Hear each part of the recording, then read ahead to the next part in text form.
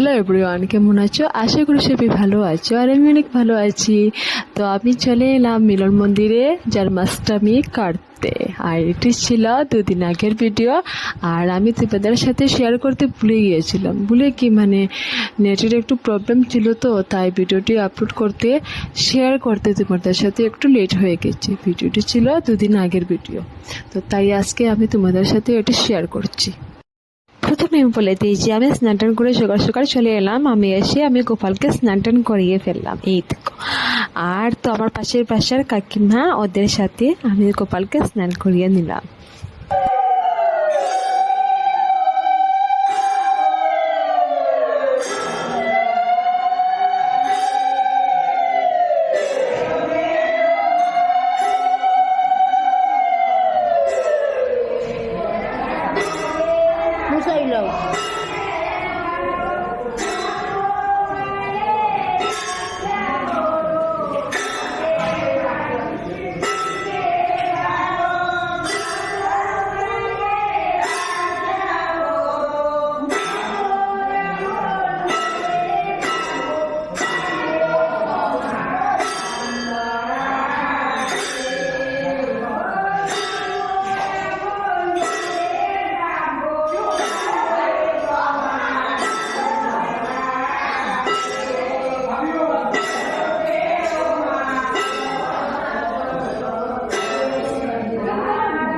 তো গোপালকে স্নান টান করানো শেষ, আর এখন আমি ঠাকুরকে প্রণাম করে নিই।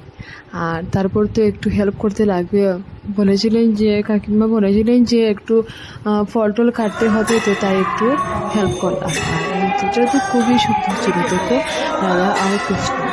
আমার তো অনেকই ভালো লাগছে মূর্তিটা দেখতে।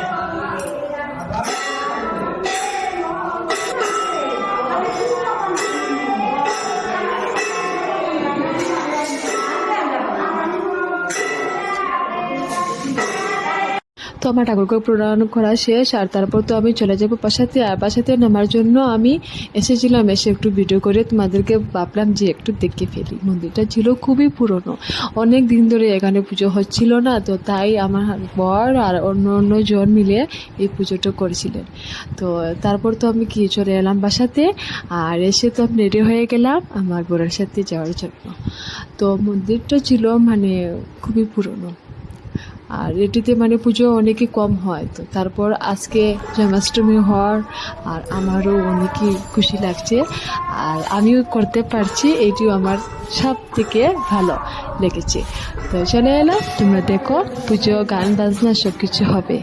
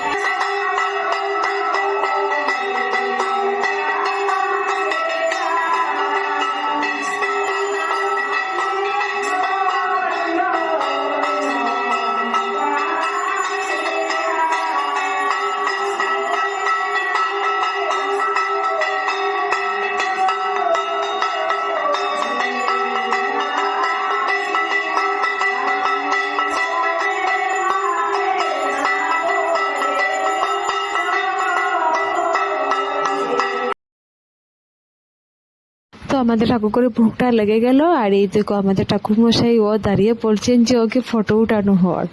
তো ও ভাবছিলেন যে ফটো উঠানো হয়, কিন্তু না, ভিডিও করা হচ্ছে, তো ও বলতেই পারেননি। আর আমরা তো এদিকে হাসছি যে ওকে ভিডিও করানো হচ্ছে। তো তারপর তো পূজা টুজা শেষ হয়ে গেল, আর ঠাকুরকে প্রণাম করে নিলাম, তারপর নেমে যাবো উপর থেকে। তারপর কি গান গাওয়ার জন্য কীর্তনীরা এসে গিয়েছে, তো কীর্তনটা হবে এখন, আর তোমরা সবাই দেখো।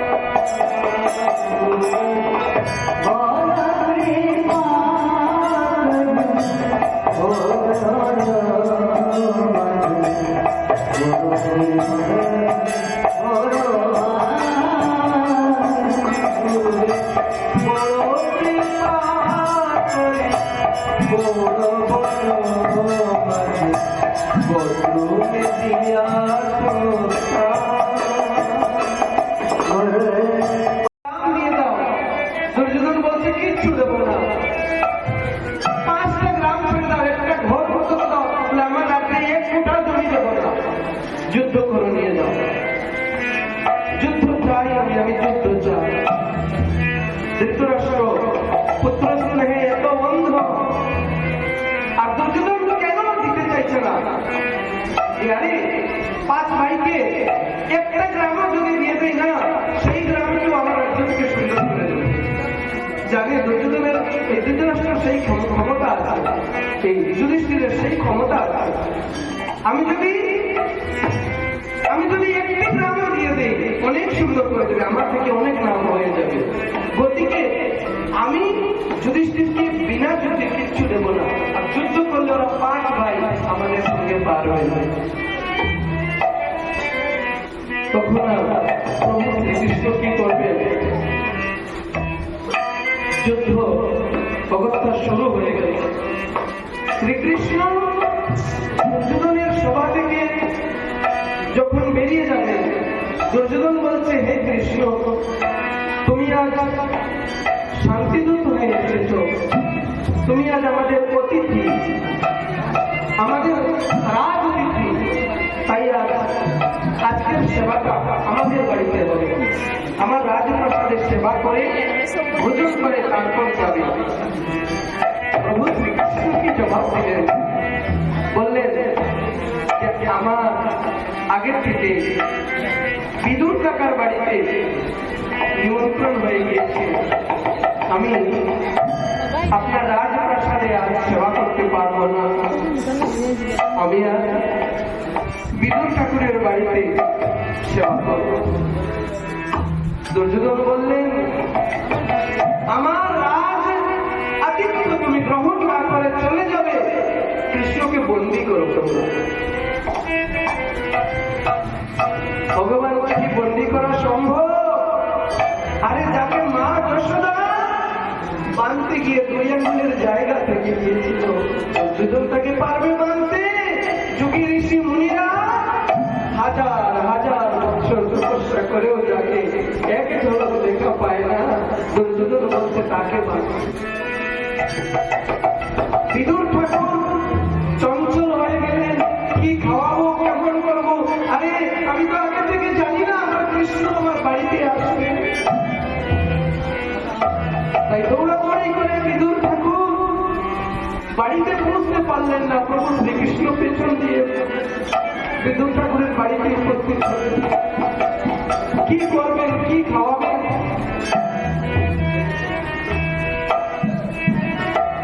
দৌড়ে গিয়ে একটা কলা ছিল, যে কলা ছড়ি বলে না, কলা পুরো ছড়িটা নিয়ে এসেছে। কলা নিয়ে এসে আর শ্রীকৃষ্ণ ওই বারান্দার মধ্যে মাটিতে বসলেন এবং বারান্দাতে বসলেন পা ঝুলিয়ে। আর বিদুর ঠাকুর মাটিতে বসে বসে সেই কলাটাকে, কলা ফেলে দিয়ে কলার বাকলটা, খোসাটা প্রভু শ্রীকৃষ্ণের মুখে তুলে দিচ্ছে আর বলছে, ঠাকুর হে অনন্ত কোটি ব্রহ্মাণ্ডের ঈশ্বর, আমি তোমাকে কি খাওয়াবো? আমার কি ক্ষমতা আছে? প্রভু এই কলা খাওয়াতে। আর ভক্তিতে এমন পাগল হয়ে গিয়েছে বিদুর যে কলা ফেলে দিয়ে খোসাটা প্রভুর মুখে দিচ্ছে, আসছে কলা খাও। আর আমার কৃষ্ণ কলার খোসা, কলা এক ছড়ি কলা, কলার খোসা। এমন সময় মাতা কুন্তি দেবী সামনে আসলেন আর বলছেন, ঠাকুর এটা তুমি করছো কি? তুমি কৃষ্ণকে যে কলা ফেলে খোসা খাইয়ে দিয়েছ। এতক্ষণে জ্ঞান হয়ে গেল বিদুর ঠাকুর। আর বলছে, হে প্রভু, আমি কি অন্যায় করে দিলাম? তোমার সেবা তো আমি করতে পারলাম না ঠাকুর, তুমি ক্ষমা করে দাও। কৃষ্ণ বলছেন, এত সুন্দর, এত সুস্বাদু খাবার আগে তোমাকে কেমন করে কেউ খাওয়ায়নি। বড় আনন্দ হয়েছে আমার। প্রভু শ্রীকৃষ্ণ বলছেন, আমি আজকে যাব, আমি আজকে তোমার বাড়িতে এক রাত থাকবো। বিদুরের মনে বড় দুঃখ। পরের দিন গিয়ে রাজসভায় গিয়ে একান্তে বড় ভাই ধৃতরাষ্ট্রকে বলছে, দাদা তোমার যে বড় ছেলে দুর্যোধন, এই ছেলেটা তোমার বংশকে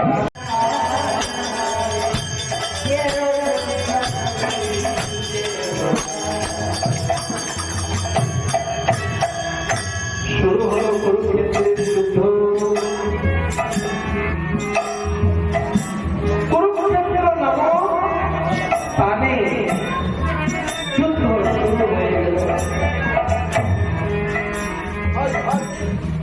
দুর্যোধনের দল এবং পাণ্ডবের এক দল সৈন্য, রথ, হাতি, ঘোড়া সব নিয়ে দুই দিকে সজ্জিত হয়ে দাঁড়াবেন। যুদ্ধ শুরু হবে। অর্জুন কৃষ্ণকে বলছে, হে কৃষ্ণ, এই যুদ্ধ শুরু হওয়ার আগে তোমার রথ নিয়ে আমাকে উভয় সৈন্যের মধ্যে নিয়ে যাও। আমি দেখতে চাই আমার সৈন্যগণকে, আমি যুদ্ধের আগে এবং আমার শত্রু সৈন্যগণকে যুদ্ধের আগে আমি ভালো করে দেখতে চাই, পরিচয় দিতে চাই। শ্রীকৃষ্ণ রথ নিয়ে গেলেন মাঝখানে। আর এইদিকে শ্রীমদ্ ভগবত গীতা